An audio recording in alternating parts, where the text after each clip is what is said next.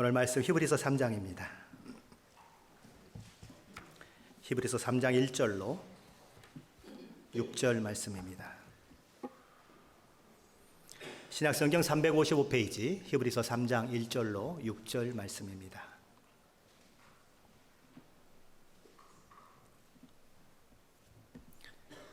다 찾으셨으면 한 목소리로 같이 봉독하겠습니다. 그러므로 함께 하늘의 부르심을 받은 거룩한 형제들아, 우리가 믿는 도리의 사도이시며 대제사장이신 예수를 깊이 생각하라. 그는 자기를 세우신 이에게 신실하시기를 모세가 하나님의 온 집에서 한 것과 같이 하셨으니, 그는 모세보다 더욱 영광을 받을 만한 것이 마치 집 지은 자가 그 집보다 더욱 존귀함 같으니라. 집마다 지은 이가 있으니 만물을 지으신 이는 하나님이시라. 또한 모세는 장래에 말할 것을 증언하기 위하여 하나님의 온 집에서 종으로서 신실하였고, 그리스도는 하나님의 집을 맡은 아들로서 그와 같이 하셨으니, 우리가 소망의 확신과 자랑을 끝까지 굳게 잡고 있으면 우리는 그의 집이라. 아멘. 오늘 본문 3장은 이렇게 시작이 됩니다. 그러므로 함께 하늘의 부르심을 받은 거룩한 형제들아, 우리가 믿는 도리의 사도이시며 대제사장이신 예수를 깊이 생각하라. 그러므로 히브리서 1장과 2장을 통해서 우리 주님께서 우리를 위해 무엇을 행하셨는지 너희가 다 들었으니, 그러므로 너희는 예수를 깊이 생각하라. 너희가 믿는 예수 그리스도가 어떤 분이신가, 너희를 위해 무엇을 하셨으며 지금 너희를 위해 무엇을 하고 계신 분이신지를 깊이 생각하라는 것입니다. 여기 깊이 생각하라는 것은 어떤 문제를 곰곰이 철저히 생각하는 것을 말합니다. 생각하되 그 문제에 대해서 더욱 온전하고 명확한 지식을 가질 때까지 생각하라는 것입니다. 히브리서는 유대인으로서 기독교로 개종한 자들을 위해서 기록된 성경입니다. 저들은 지금 예수를 믿는다는 것 때문에 자기들이 살고 있는 사회 속에서, 그리고 동족 앞에서 따돌림을 당하고 여러 가지 불이익과 핍박을 감수하고 있습니다. 게다가 당시 이스라엘은 로마의 속국이었기 때문에 이들의 고통의 현실은 이루 말할 수 없는 상황이었던 것입니다. 자고 일어나 눈만 뜨면 아무런 대책도 아무런 미래도 없는 것 같은, 한마디로 속수무책과 같은 그런 현실의 두려움이 늘 그들을 사로잡는 것입니다. 예수를 깊이 생각하라. 너희를 박해하고 너희를 핍박하고 너희에게 다가온 어려움, 그것들을 바라보는 그 시각으로부터 이제는 눈을 돌려라. 유혹과 역경과 고난과 죽음과 승천을 통하여서 우리를 충분히 이해하실 뿐만 아니라 우리를 동정하시고 우리를 도우실 수 있는 그 예수께로 향하여 너희 시선을 집중해라. 너희의 온 마음을 예수님께 기울이고 너희의 관심과 관찰이 오직 예수님에게 쏟아지게 해라. 그렇게 해야 너희가 역경과 박해와 고난을 통과하는 힘을 얻게 될 것이고, 너희가 어떤 상황 가운데서도 그 하나님의 놀라운 은혜로 말미암아 평강을 누릴 뿐만 아니라 승리를 맛보게 될 것이다. 예수를 깊이 생각하라. 그러니 상황만 바라보지 말고 그 상황을 또 곱씹고 또 곱씹고 그러지 말고 예수를 깊이 생각하고, 그래서 그 상황을 뛰어넘는 하나님의 은혜를 맛보아라. 그러는 것입니다. 히브리서 12장 2절에 가면 그 고난과 역경에 머물러 있는 이 히브리 독자들을 향하여 히브리서 저자는 이렇게 얘기합니다. 믿음의 주여 온전하게 하시는 이인 예수를 바라보자. 상황을 바라보지 말고 예수를 바라봐라. 그게 답이라는 것입니다. 오늘 히브리 저자는 그 권면을 우리에게 하고 있는 것입니다. 이 히브리 저자는 그 권면을 우리에게 하면서 이렇게 우리를 향하여 부르고 있습니다. 함께 하늘의 부르심을 입은 거룩한 형제들아. 우리 그리스도인은 함께 하늘의 부르심에 동참하는 자들입니다. 하늘에 속한 것에 참여하도록 부르심을 입은 자들이라는 것입니다. 이 부르심은 하늘의 기원을 두고 있습니다. 하늘로부터 온 부르심입니다. 그 부르심을 위해 오신 우리 주님도 하늘로부터 오셨습니다. 우리 안에 믿음의 열매가 맺어지도록 하는 성령님과 우리 하나님의 말씀도 하늘로부터 왔습니다. 우리의 시민권도 하늘에 있습니다. 또한 우리가 최종적으로 가야 할 목적지도 하늘인 것입니다. 그래서 그리스도인은 비록 이 땅에 살고 있지만 하늘 시민으로 하나님의 뜻을 따라 살며 하나님의 나라의 확장을 위해 살면서 이 땅의 시민이 아닌 하늘의 시민으로 이 땅을 나그네처럼 살아가야 하는 것입니다. 그리스도인은 또한 그리스도의 속죄로 인하여 거룩함을 입은 자들입니다. 복음을 믿고 순종하는 삶, 거룩한 삶을 살아야 하는 자들입니다. 또한 우리 주님께서 형제라 부르시기를 부끄러워하지 않는 자들인 것입니다. 그것이 그리스도인이라고 불리는 우리의 신분이고 특권이고 우리의 본분인 것입니다. 그러므로 함께 하늘의 부르심을 받은 거룩한 형제들아, 예수를 깊이 생각하라. 어떤 예수를 깊이 생각하라고 합니까? 우리가 믿는 도리의 사도이시며 대제사장이신 예수를 깊이 생각하라는 것입니다. 우리 주님께서는 요한복음 8장 26절에서 이렇게 말씀하셨습니다. 나를 보내신 이가 참되심에 내가 그에게 들은 것을 세상에 말하노라. 하나님께 들은 것을 예수님은 말한다고 말씀하고 있습니다. 사도라고 하는 말은 하나님께 보내심을 받은 자라는 뜻이고 하나님의 메신저요 하나님의 대사라고 하는 말입니다. 우리 주님은 그 하나님의 메신저로서 하나님의 사도로서 오직 하나님 아버지께 받은 그 말씀을 세상에 이야기하고 세상에 말하는 그런 분이셨다는 것이지요. 그래서 우리 주님은 오늘 본문의 사도라고 불리고 있는 것입니다. 하나님을 대리해서 하나님의 말씀을 전하는 자, 그래서 사도인 것입니다. 또한 우리 주님은 대제사장이십니다. 대제사장이라는 이 단어에 해당하는 라틴어는 다리 놓는 사람이라는 의미를 가지고 있다고 합니다. 대제사장은 인간편에서 인간을 대표해서 하나님께 나아가는 자를 말합니다. 우리 주님은 사도시며 또한 대제사장이신 것입니다. 우리 주님은 사도로서 하나님의 뜻을 밝히 우리에게 전달해 주시는 분일 뿐만 아니라 또한 대제사장으로서 우리의 허물과 죄를 하나님께 가지고 나아가 사함을 얻게 하시는 분인 것입니다. 말 그대로 하나님과 우리 사이에 마치 다리를 연결하여 주듯이 다리 역할을 하셔서 중재자로 그렇게 역사하시는 분이 우리 주님이시라는 것입니다. 그러기에 우리 주님께서는 도저히 가까이 있을 수 없는 우리와 하나님 사이의 그 넓은 간격을 메우셔서 하나님 앞에 오늘도 담대하게 우리로 나아가게 하는 것입니다. 사도요 대제사장이신 우리 주님은 그러기에 우리 그리스도인들의 신앙의 고백의 대상이신 것입니다. 히브리서 저자는 오늘 히브리서 3장 2절로 6절 상반절을 통해서 모세와 예수 그리스도를 비교함으로써 모세와 비교할 수 없는, 모세와 도저히 비교될 수 없는 우리 주 예수 그리스도를 증거하고 있습니다. 옛 언약은 모세를 통하여 주어졌습니다. 이에 반해 새 언약은 우리 주 예수 그리스도를 통하여 우리에게 주어졌습니다. 히브리서 저자는 이 모세와 예수 그리스도를 비교함으로써 자연스럽게 새 언약이 얼마나 중요한가 하는 것을 우리에게 들려주고 있는 것입니다. 모세는 유대인들에게 있어서 민족적으로, 역사적으로 영웅과 같은 존재입니다. 모세는 하나님께서 내가 그에게는 친구처럼 말했다고 하셨던 사람입니다.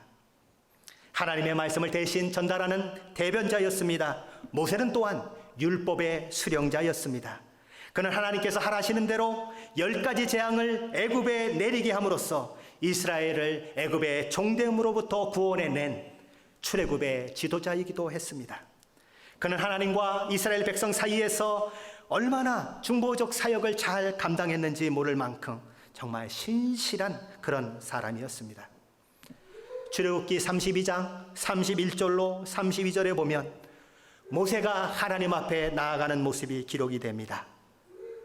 하나님 앞에 율법을 받으러 갔는데 이 산 밑에서는 이스라엘 백성들이 금송아지를 만들어 놓고 그게 하나님이라 그러면서 우상 숭배를 하고 있는 것입니다. 하나님이 진노하십니다. 하나님이 그 진노하심을 알고 이 모세가 그 하나님 앞에 엎드려 말하는 것입니다. 모세가 여호와께로 다시 나아가 여짜오되 슬프도소이다. 이 백성이 자기들을 위하여 금신을 만들어 싸우니 큰 죄를 범하였나이다. 그러나 이제 그들의 죄를 사하시옵소서. 그렇지 아니하시오면 원하건대 주께서 기록하신 책에서 내 이름을 지워버려 주옵소서. 자신의 생명을 건 기도를 하나님께 드림으로 이스라엘을 향한 그 하나님의 진노를 돌이켰던 사람, 그 사람이 모세인 것입니다. 이제 모세가 이 땅에 출현한 지 1400여 년이 지났고 예수님이 오셨습니다. 1세기가 되었지요. 그러나 그 당시에도 유대인들에게는 이 모세는 참으로 존경받는 인물이었습니다. 하나님께서는 모세가 너무나 충성스러웠기에 그를 그렇게 놀랍게 사용하셨습니다. 하나님 앞에 신실한 사람, 모세인 것입니다. 모세는 하나님의 뜻을 전달할 때에도 하나님의 뜻만을 전달하려고 애를 썼습니다. 자기의 뜻, 자기의 생각, 자기의 말을 거기에 섞지 않았습니다. 출애굽기부터 민수기까지 읽어내려다가 가다 보면은 이런 표현들을 자주 만나게 됩니다. 여호와께서 모세에게 명령하신 대로라는 표현입니다. 출애굽기 16장 34절입니다. 아론이 여호와께서 모세에게 명령하신 대로 그것을 증거판 앞에 두어 간수하게 하였고, 출애굽기 39장 1절입니다. 그들은 여호와께서 모세에게 명령하신 대로 청색, 자색, 홍색 실로 성소에서 섬길 때 입을 정교한 옷을 만들고 또 아론을 위해 거룩한 옷을 만들었더라. 같은 장 42절 43절입니다. 여호와께서 모세에게 명령하신 대로 이스라엘 자손이 모든 역사를 마치매 모세가 그 마친 모든 것을 본즉 여호와께서 명령하신 대로 되었으므로 모세가 그들에게 축복하였더라. 여기 보십시오. 여호와께서 모세에게 명령하신 대로 모든 일을 이스라엘 백성들이 마쳤습니다. 모세는 그 마친 모든 것을 확인하는데 여호와의 명령하신 대로 되었는지를 확인하는 것입니다. 그리고 보니까 다 여호와 하나님께서 명령하신 대로 된 것을 확인하고 나서 그들을 축복하는 것입니다. 그것만이 아닙니다. 모세를 통하여서 이스라엘 백성에게 주어진 그 율법은 이스라엘 백성의 삶의 근간이 되는 것이었습니다. 삶의 지표요, 삶의 모든 영역을 주장하는 것이었습니다. 종교적인 영역뿐만 아니라 정치적으로, 사회적으로 어느 한 영역도 율법의 영향에서 벗어나는 것은 아무것도 없었습니다. 이스라엘 사람들의 그 모든 생활, 하나님께 대한 그들의 모든 생각들, 그들이 순종해야 할 모든 규례들, 그들이 장래에 대한 모든 소망들, 다시 말해 하나님과 관련된 모든 것들이 모세와 관련이 되어 있었다는 것이지요. 민수기 12장에 가보면 모세의 누이 미리암과 형 아론이 모세가 구스 여인을 아내로 맞이했다고 해서 비난하는 장면이 나옵니다. 그때 우리 하나님께서는 모세의 편을 들으시며 이런 말씀을 하시지요. 민수기 12장 6절로 8절 말씀입니다. 이르시되 내 말을 들으라. 너희 중에 선지자가 있으면 나 여호와가 환상으로 나를 그에게 알리기도 하고 꿈으로 그와 말하기도 하거니와 내 종 모세와는 그렇지 아니하니 그는 내 온 집에 충성함이라. 그와는 내가 대면하여 명백히 말하고 은밀한 말로 하지 아니하고, 그는 또 여호와의 형상을 보거늘 너희가 어찌하여 내 종 모세의 비방하기를 두려워하지 아니하느냐. 이런 모세입니다. 그러니 모세가 이스라엘 백성들 가운데 도대체 얼마나 큰 존재로, 얼마나 영향력을 미치는 존재로 그렇게 존재할 수밖에 없었겠습니까? 우리는 그것을 이 말씀들을 통해서 가히 짐작할 수 있는 것입니다. 그런데 오늘 히브리서 저자는 너희가 그렇게 타의 추종을 부러워할 만큼 크게 생각하는 인물인 모세조차도, 너희가 그 앞에만 서면 껌뻑 죽을 수밖에 없는 모세조차도 우리 주 예수 그리스도와는 비교될 수 없는, 아니 비교의 대상도 될 수 없는 그런 존재에 불과한 사람이다, 이렇게 선언하는 것입니다. 물론 모세와 예수님 모두 하나님께로부터 보내심을 받은 분들입니다. 두 분 다 신실하게 하나님께로부터 주어진 임무를 감당하신 분들입니다.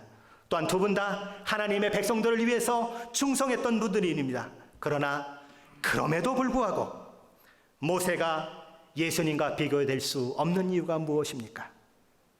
예수님은 하나님의 아들로 충성했지만 모세는 하나님의 종으로 충성했기 때문에 그렇습니다. 모세는 하나님의 집을 위한 사환으로 수고했지만 우리 주님은 집 주인과 같은 사람이기 때문에 그런 것입니다.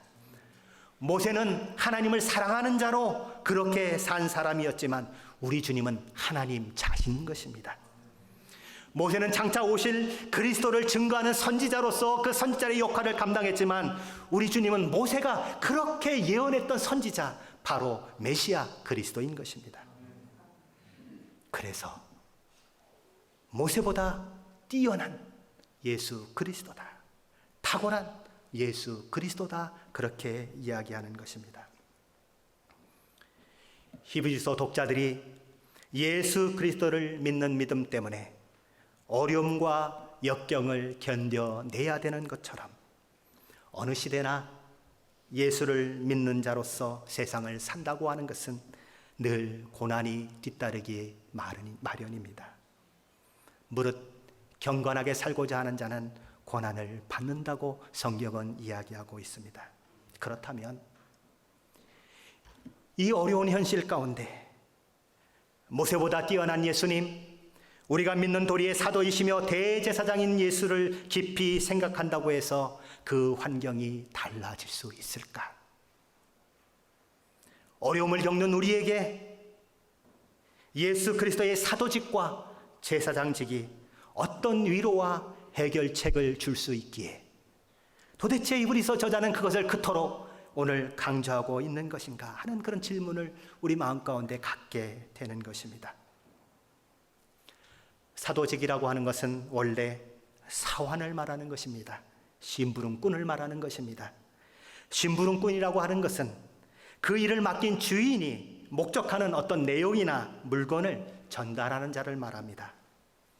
사도가 심부름꾼이라고 하는 의미는 그가 주인이 하라는 것을 제대로 했느냐, 아무것도 거기에 가감하지 않고 정직하게 전달했느냐 하는 것이 가장 중요하다는 것입니다. 사실 그것 이외에는 심부름꾼에게 필요한 것은 더 이상 없는 것입니다. 그러므로 심부름꾼인 사도들에게 필요한 것은 성실함과 정직함입니다. 그러나 그런 정도의 심부름꾼으로서의 사도의 역할이라고 하면, 그 일을 위해서 사도가 필요하다고 하면 모세 정도면, 아니 모세보다 조금 못해도 충분한 것입니다. 굳이 예수님께서 사도이시다라는 이 표현이 등장할 이유가 전혀 없는 것입니다.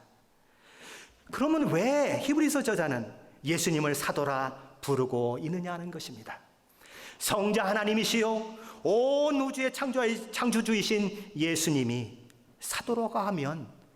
사도라고 이야기하면 뭔가 좀 격이 맞지 않는 것처럼 우리는 느껴지는 것입니다. 오늘 그것을 우리는 살펴보기를 원하는 것입니다.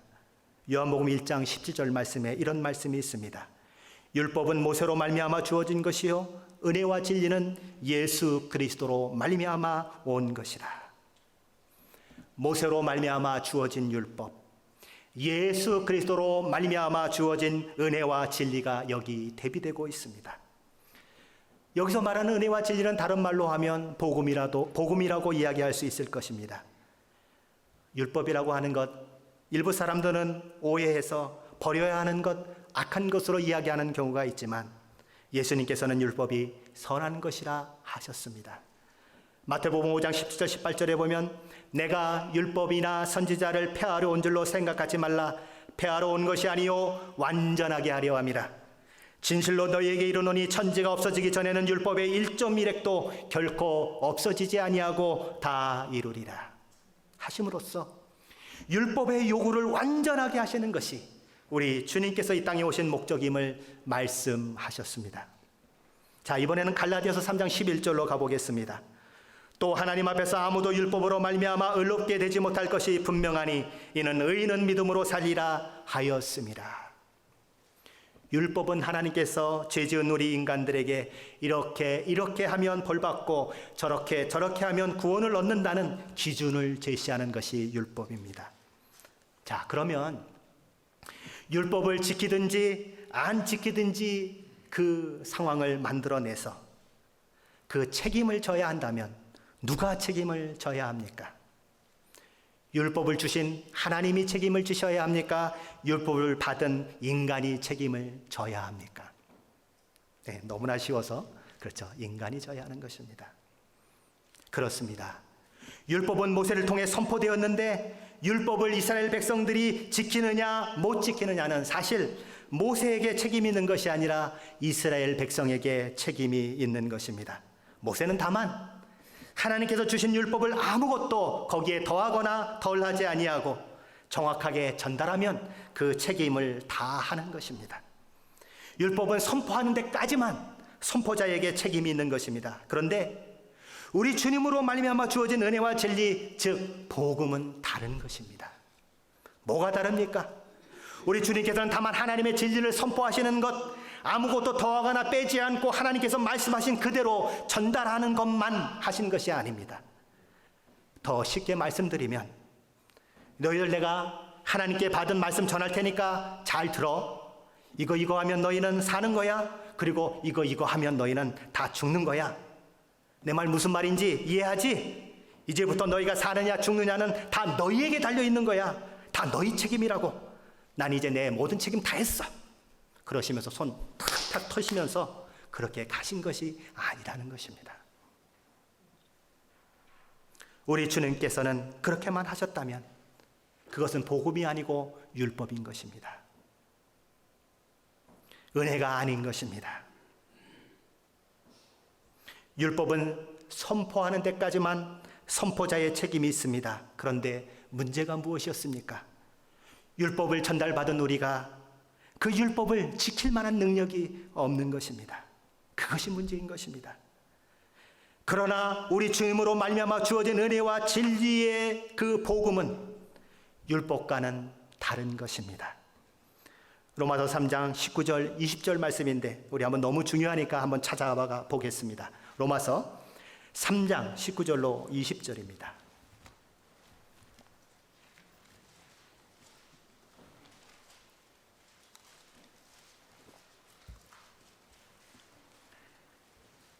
계속해서 보실 거니까 펴놓으시고 덮지 마시기 바랍니다. 로마서 3장 19절 20절 말씀 신약성경 243페이지 로마서 3장 19절 20절 말씀 같이 한 목소리로 봉독합니다. 우리가 알거니와 무릇 율법이 말하는 바는 율법 아래에 있는 자들에게 말하는 것이니 이는 모든 입을 막고 온 세상으로 하나님의 심판 아래에 있게 하려 함이라. 그러므로 율법의 행위로 그의 앞에 의롭다 하심을 얻을 육체가 없나니 율법으로는 죄를 깨달음이니라. 아멘. 율법이 주어졌는데 율법을 지킬 능력은 우리에게 없는 것입니다. 그래서 율법을 바라보면 바라볼수록 내가 얼마나 죄인인가만 알게 되는 거예요. 그것만 깨닫게 되는 것입니다. 그래서 하나님 앞에 서면 입을 닫고 할 말이 없는 거예요. 나는 죄인입니다. 이런 고백밖에 할 수 없는 것입니다. 그래서 23절입니다. 같이 한번 읽어보시죠. 23절. 모든 사람이 죄를 범하였음에 하나님의 영광에 이르지 못하더니. 선포된 율법을 지키지 못함으로써 모두가 죄를 범한 죄인으로 나타나고 그 결과 하나님 앞에 서지 못하는 그런 결과를 우리는 맞이하게 되는 것입니다. 그런데 24절입니다. 그리스도 예수 안에 있는 속량으로 말미암아 하나님의 은혜로 값없이 의롭다 하심을 얻은 자 되었느니라. 사도는 심부름꾼이라고 했습니다. 주인이 전달하고자 하는 내용을 그대로 전달하기만 하면 역할이 끝나는 것입니다. 그것이 모세가 한 일이었습니다. 그런데 우리 주님은 그런 모세와 같은 역할만 감당하신 것이 아니라 당신께서 전달하신 그 메시지가 우리에게 이루어지도록 그 낮은 자리까지 내려오시는 것입니다. 로마서 5장 8절로 10절 말씀은 이렇게 얘기합니다. 우리가 아직 죄인 되었을 때에 그리스도께서 우리를 위하여 죽으심으로 하나님께서 우리에게 대한 자기의 사랑을 확증하셨느니라. 그러면 이제 우리가 그의 피로 말미암아 의롭다 하심을 받았으니 더욱 그로 말미암아 진노하심에서 구원을 받을 것이니 곧 우리가 원수 되었을 때에 그의 아들의 죽으심으로 말미암아 하나님과 화목하게 되었은즉 화목하게 된 자로서는 더욱 그의 살아나심으로 말미암아 구원을 받을 것이니라. 이렇게 하면 벌받고 이렇게 하면 구원을 받는다는 선포는 모세 정도면 충분한 것입니다. 그럴 것 같으면 굳이 예수님이 오셔야 할 필요가 없는 것입니다. 그 전달한 메시지를 통한 구원이, 생명이, 복이 우리 것이 되게 하시기 위해서 여전히 죄 가운데 있는 우리를 위해 우리 주님께서 이 땅에 성육신하시고 우리의 모든 죄를 짊어지시고 십자가에 죽으시는 것입니다. 대제사장으로서 우리 주님께서 당신의 몸을 친히 제물로 삼으시고 죽으심으로써 우리를 향한 영원한 속죄의 제사를 만들어 내신 것입니다. 다 이루었다. 너희를 구원할 모든 것을 다 이루었다. 그래서 은혜인 것입니다. 그것이 우리가 믿는 도리의 사도이시며 대제사장이신 예수를 깊이 생각하라는 말씀이 등장하는 이유인 것입니다. 우리 주님은 그저 메시지를 전달하시고 적극적으로 개입하지 않으시면서 이제는 너희 책임이다, 이제는 너희가 다 완료해야 된다, 그렇게 말씀하시는 분이 아니시고 우리의 모든 상황과 우리의 모든 형편 가운데 적극적으로 개입하셔서 우리 편을 들어주시고 우리로 승리를 이루도록 역사하시는 분이시라는 것입니다. 우리 주님은 그것을 십자가를 통해서 우리에게 확인시켜 주셨습니다. 어느 시대, 어느 때든 예수를 믿는다고 하는 것은 어려운 것입니다. 힘든 것입니다. 로마서 8장 30절 31절은 이렇게 얘기합니다. 그런즉 이 일에 대하여 우리가 무슨 말하리요? 만일 하나님이 우리를 위하시면 누가 우리를 대적하리요? 자기 아들을 아끼지 아니하시고 우리 모든 사람을 위하여 내주시니가 어찌 그 아들과 함께 모든 것을 우리에게 주시지 아니하겠느냐? 아들까지도 주신 하나님께서 어찌 우리를 놓으시겠습니까? 아들까지 주신 하나님께서 우리에게 주시지 않으려고 하는 것이 무엇이 있겠습니까? 아들까지 내어주신 우리 하나님께서 그저 나를 고통스럽게 겪고 나를 슬프게 하려고 내게 고난을 주시겠습니까? 우리에게 승리는 내가 만들어내야 되는 거야, 그건 내 책임이야, 그렇게 말씀하지 아니하시고 우리의 환경, 그 낮은 자리까지 내려오셔서 우리와 함께 하시며 우리로 하여금 승리를 일구어낼 수 있도록 우리에게 여전히 힘과 능력과 은혜를 더해 주시는 분, 그분이 우리 주 예수 그리스도시라는 것입니다. 모든 시험과 모든 환난을 만날 때 우리의 연약함을 다 몸소 겪으셨던 우리 주님께 나아가야 할 이유가 여기에 있는 것입니다. 우리 주님의 위로를 받을 뿐만 아니라 우리는 그 자리에서 승리를 누리는 그런 놀라운 은혜를 경험하게 되는 것입니다. 모세와 같은 사도가 아닌 것입니다. 몸소 전하신 메시지가 우리 안에 열매가 맺어지도록, 전하신 메시지가 우리 안에 큰 결과를 이루어내도록 그 자리까지 내려오시고 또 내려오시는 분이 우리 주님이시라는 것입니다. 저와 여러분이 섬기고 있는 예수님이 바로 그런 분이십니다. 그러니 우리가 믿는 도리의 사도이시며 대제사장이신 예수를 깊이 생각하며 믿음의 삶을 살아가야 하는 것입니다. 어려울 때, 캄캄할 때, 어려울 때 어디로 가야 하느냐? 예수께 가라는 것입니다. 거기에 길이 있고, 거기에 은혜가 있고, 거기에 평강이 있고, 거기에 도움이 있다는 것입니다. 예수님은 다 경험하신 분이고 다 우리를 아시는 분일 뿐만 아니라 우리의 그 낮은 환경, 그 어려운 환경까지 오시는 분이시라는 것을 기억하시고 오늘도 내일도 미래도 예수님을 깊이 생각하시는 믿음으로 승리하시는 저와 여러분이 되시기를 예수 그리스도 이름으로 간절히 축원합니다. 기도하시겠습니다.